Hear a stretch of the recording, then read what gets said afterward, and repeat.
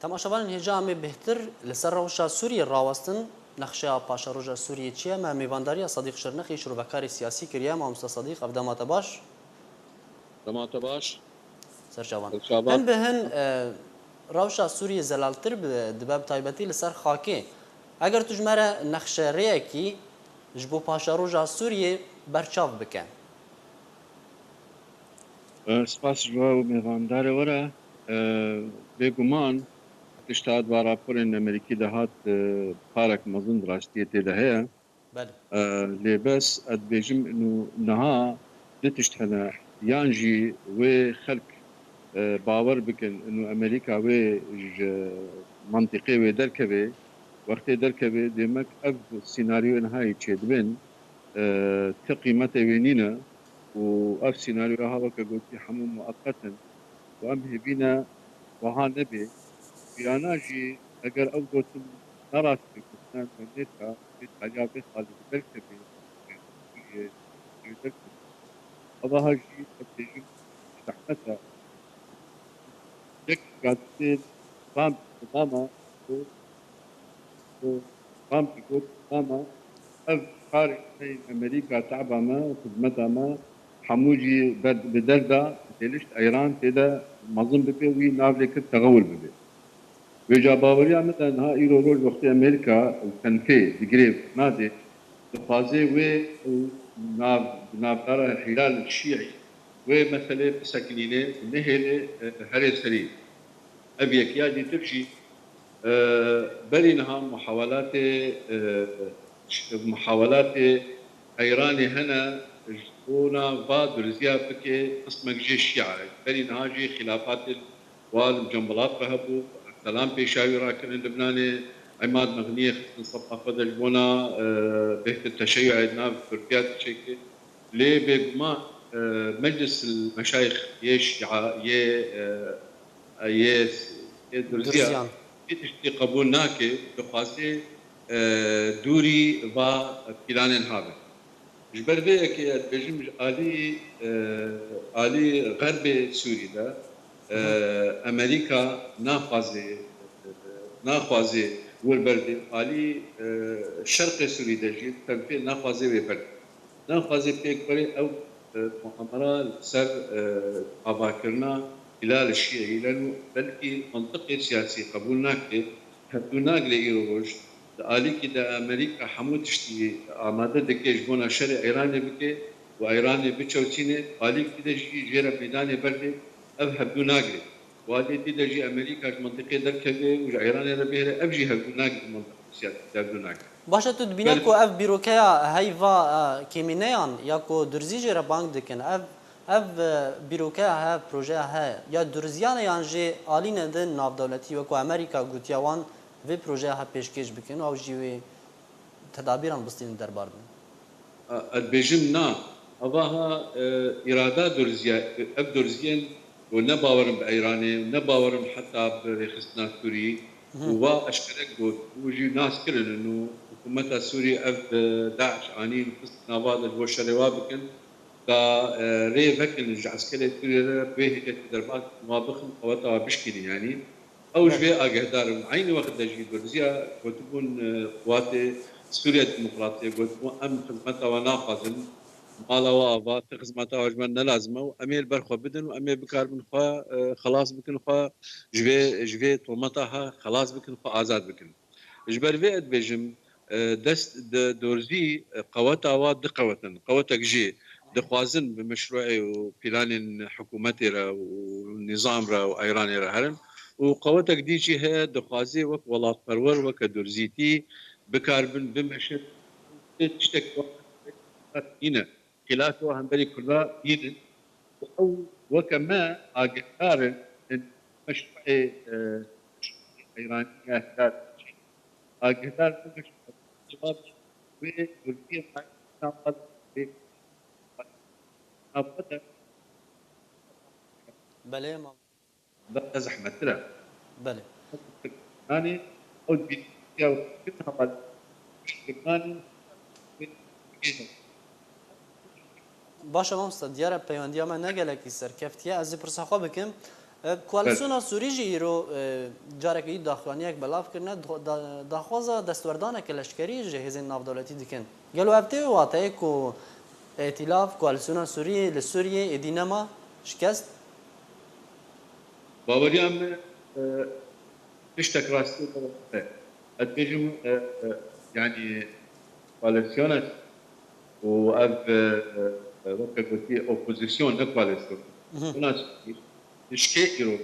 روج بشكي بلي فا بلان امريكي وبلان اتفاقات امريكا على هند وانا وراد كرنا تركي هنكي اما رازي كرنا امريكا اشتركي لاني ابرز كرنا اوجي دكي سلي يرو روج اشتك مهم في اشتاق امريكا انه اب قالوا 400 بليكو ها اتفاق كريا تركب ايراني بسطين اتفاقاتها بشكل او اهل ما دربات في ترتاع شك آلي تجي ناقل دستي تركي يجي خلف بالمنطقة ده نها تهمين فترة امباري قوات سوريا الادلب ده قوات سوريا دعفرين ده يعني ايرو روج تركي تفكر انه تشتك هبه خب روسيتي خج عفرين دركبه وتسليمي سوري بكي يعني دي تركي جي كديه سياستك وهذا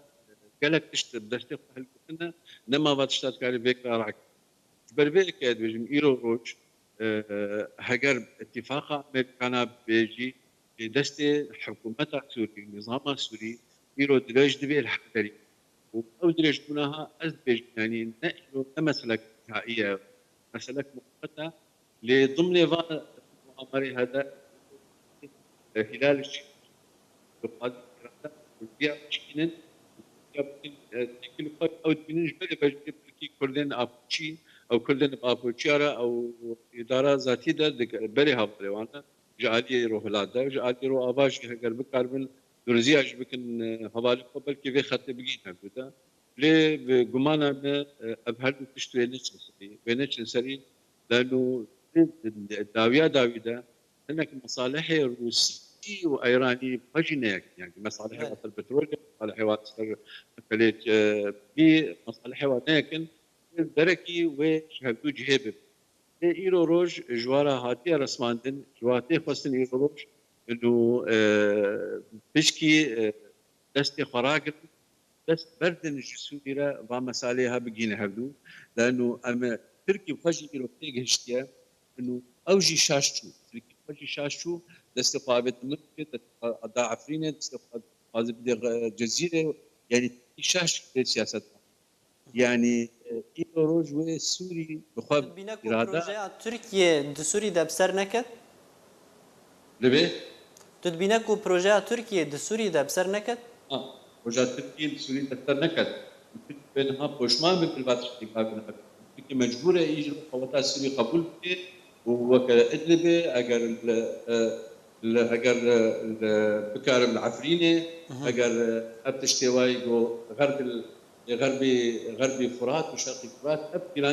تلقي حمون هذا العردين كبن يعني باور يامده لانه سوري ابتشتها يعني امبيجن خلافه يان ناكوكي خبتك تاجيل حتى يرو باشا اگر امبيجن روسي تنها لسوريا بسر كفتيه الين هنا دبيجن اگر روسيا لسوريا بسرجي كتيه لبلي وهناك انجي مافين اوبوزيسيوني برچاو بك هناك مافين گله سوري بشويكي گشتي برچاو بك ناي واتاي كورجي معسد وروسيا ايدي وي هفيمان بنو وگله سوري لغور خواستا خوا بكوجنو ترور بكنو بهر اواكي ادبيجم تشاور دخلت البلدان دخل هنا يجي جي دخوازن قوات عسكري يا اوبوزيسيون بشكين وبعد بشكين جبراتي يا دي ترجي ايرو هاجر تقول بدي ابدا دستورها تشيكلنا روسا ابدا دستورها هاج مهات خصنا اسر بسكن بمي سنشرو بكم ابدا دستورها سوريا هاتي تشيكلم يا سوتشي يا دستور روسا هاتي تشيكلم ابدا دستورها قال خلاف نقبينا وين دستورها يا حكومتها سوريا داني برزيدانينا كان قلت لنا حكومه قلت يا نابي سوريا العربيه مثل الجمهوريه العربيه سوريا كلنا سوريا وحقوق الكردات هذا وقت ضمان تنهي الاشتراك وكي تشتك نهرشتن يعني تشتك زي دبون نكنا تقدر بيجي مثلا رئيس بمينه حط صالفه خلاص مش حقيقه حط صالف تيجي وقت رئيسك حط صالة خلاص بك حط صالة ديك شهر صال دي مينه ديمك اب ديمك وتشب بس هم بنت بيرافه وتشقص اب حكومتها اب عمري بحكومتها يدري باوريا مدى انه روس ايروروج دخوازن سوري بيهتر بخرج بكن وبيشتيجو قواتا عسكريه بوزيسيون جوز عندن وبخوازن حتى قانونيا جي وابدنا قبول كرن حدود كيم حري كيم وابدنا قبول كرن ما بجم بحثا إيرو إدارة ذاتية إدارة ذاتية تشتكى فدرالية تشتكى والدنيا خازن تشتكى اف هالمطا الروسي وبروباغندا ويجبو بشار الاسد ويبسر بكذا وبتشتكي داس خوفا بين السراستين ناف دولتي بيجم يسر بكبي تلوبك ويسر بكبي مؤقت جريدا بتشتكي اگر تاليا صالي واف سوزي ترامب ديو امي دركبن سوريا مش منطقه دركبن مش خو هاجر باتفاقك نابرا ترامب وبوتين دبي demek her tişt deste Suriye'de her tişt ma deste İran'da mukabili feydeki değil ve Amerika derek değil ki o pek mümkün İran'ı ve yan derek gibi. Eğer evgotuna hattani razı kırım be tani bench kırım be bunu Amerika tani bekliyor mana mı abji behter كبير منطقة ده كنا معنا أمريكا الغرب السوري والشرق السوري معايا كنفوا الآلي السويد أو المنطقة جنوب معايا ناهل أو هلال شيء هلال سري وبالتالي ناهل بروجين إيرانية بروجين سوري هلال رجع أبغى سياستها أم بيجن سياسة أمريكية حتى أنها أم نزال بريوي أصلح أكثرية لحيانها أن بينن تشت قاف على كارا سوريا تشي صالح سوريا تشي نظام صالح فروتنا سوريا تشي صالح جوساندنا حركات كتير سوريا جوساندنا حركات درزيد جوساندنا حركات معارضة سوريا حمود باشا مامسا برسا من يا داوي اشترى اوا انها هرد حولين روسيا ورجيم اسد دخوازن كو بنابران بگرين سوريا تاچرا دی وین وان حولین خود بسر بکوین کو بنابران وگرین سوریه البيجم ابجي نها و ابجي قلت لك بنجها يعني افتشتها شنبي يعني اگر بنابر وگرن سوري دبي قوتك هبي وبگرين سوري او قوتشيه يعني جي جهك خوش و خوش وكا قوتي ارام وجواره تشي بالسوري وفگرن اواهجي برچعبه ما صالح درجة ردبن يعني أجي دوي ولاتي قلتي ده واب زوري بردنوانا أو وقت بزوري بردنوانا بلكي ياك دو ده صد فقرن ليه أو كسي همينا فقرن بلا ولا بن ولات جديدة يعني ليه إيروروج نها حتى صالك مانا بدو بيهترجي تهيبينين آرامين سوري فقرن المناطق يقولي فقرن وتهيبيتلينا اتفاق قيمانك دوليجي بأفاكرن تقول بدأ دي مستورة هامل جي خودت فتلت تشتك زيدا نكريا تشتك برشاف تنين يرو بكاربن أفنابر فقرين وأم دخوازن جي تويك ملتي محمو فقري جي خوا ولاتي ما فقري وحقوقي ما بدل ما أم حمو جي بتخوازن ليه بقمانا ما تشتا اشتغالية شيد بيه تشتكى ليه بسر عردي تشتكي تماما دجيبية وتبنيات جبقر عندنا با وجبرار ناي كرد جالك سباس مامستا صديق شرنخي شروع بكار السياسي تلقى المابو جالك سباس جبو باش ضربونا تلقى الماب